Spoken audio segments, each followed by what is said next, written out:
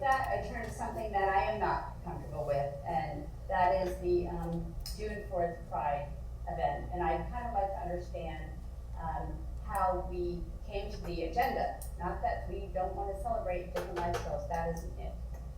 So I'd like to kind of first ask a question about how the event and the agenda and what was included occurred. So we don't go back and forth because that really is. So what I'm going to do is I'm going to take the questions out and then I'll address them after. So No, it's okay. I understand, Sarah. No, it's okay. Okay, so here's the thing. And David tried to ask me if I looked up the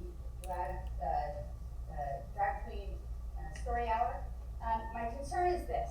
It says it's open to families of all ages, that it's family appropriate, and it's appropriate for all ages. Quite frankly, I disagree with that. I think unlike other topics that we address, there is an age appropriateness. We are confronting our children with far too much that is above their pay grade right now.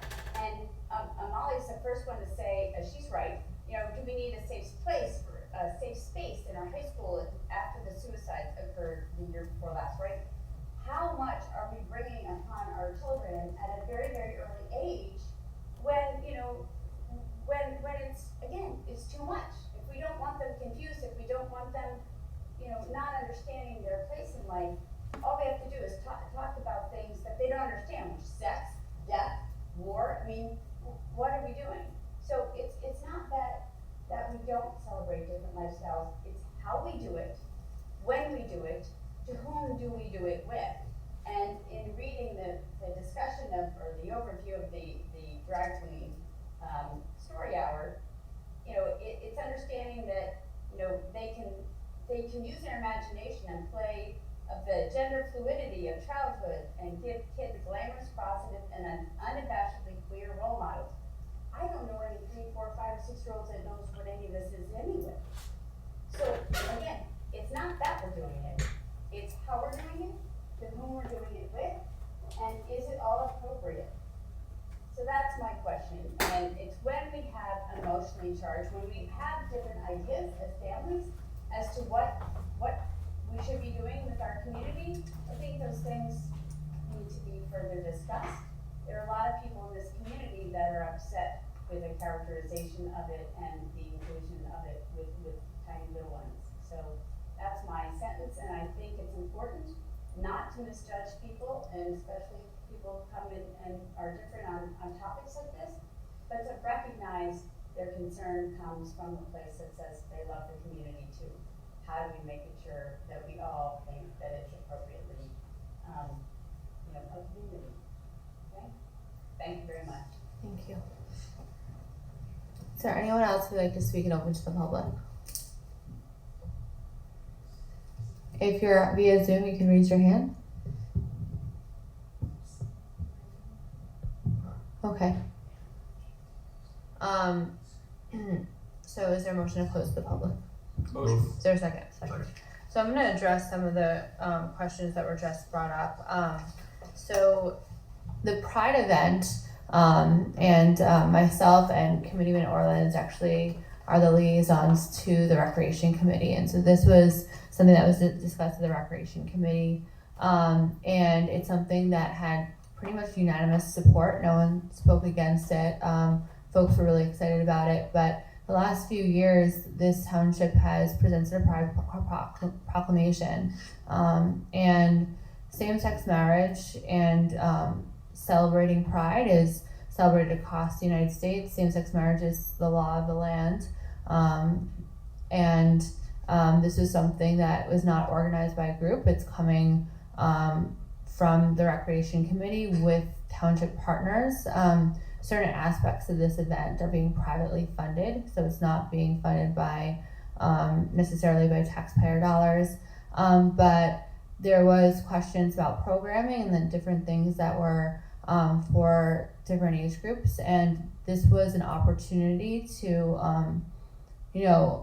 give children and families a opportunity to be around a story hour and have an experience that they might not necessarily have outside of a community event like this. And I've actually never gone to a drag queen story hour before. I've read about it. I think as a kid, that's something that I wish I was had experienced, because I feel like it probably would give me a chance to possibly, recognize other people's experience, maybe be less judgmental. This is not something that people are mandated to go to. It's a community event that folks can choose to go to. I don't expect every member of the community to go. From what I saw on Facebook, really, people are really excited. I personally have family members that are gender fluid. I have friends that do not subscribe to a gender, and I know this is something that I have tried to educate myself personally on the last few years. And so I'm really excited. I don't have children, so I can't speak to the parents' experience about bringing a child. But I know my family who lives in the community are bringing their children who, range from elementary school to college age. And they're really excited and are having conversations with their kids about it. So I can't speak for the whole township committee. This is something that I did not believe, I didn't expect to be so controversial on the dais, but I'm happy to engage in the conversation. And yeah, I'm not sure if, Committeeman Orland has been. I'll speak to it briefly. Christine, I completely understand your comments. I got 3 emails, 1 outrage, 2 like, what the hell? And I'm not sure everyone was really excited in the Recreation Committee. There were a few eyebrows raised. And we mentioned, first and foremost, your first point about David, he's phenomenal.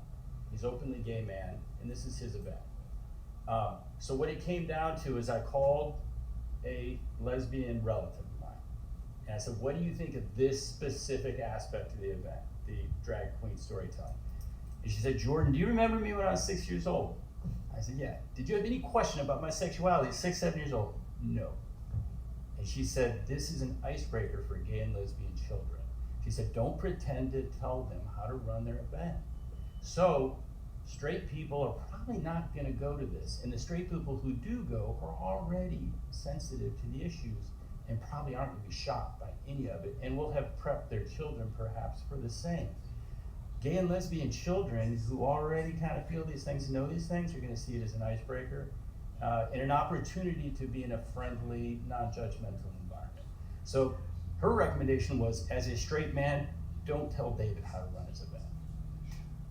That's all I have. That should be closed to the public. Do we want to reopen to the public? If there's a motion to reopen. I'll make a motion. Is there a Sure. second? Yeah.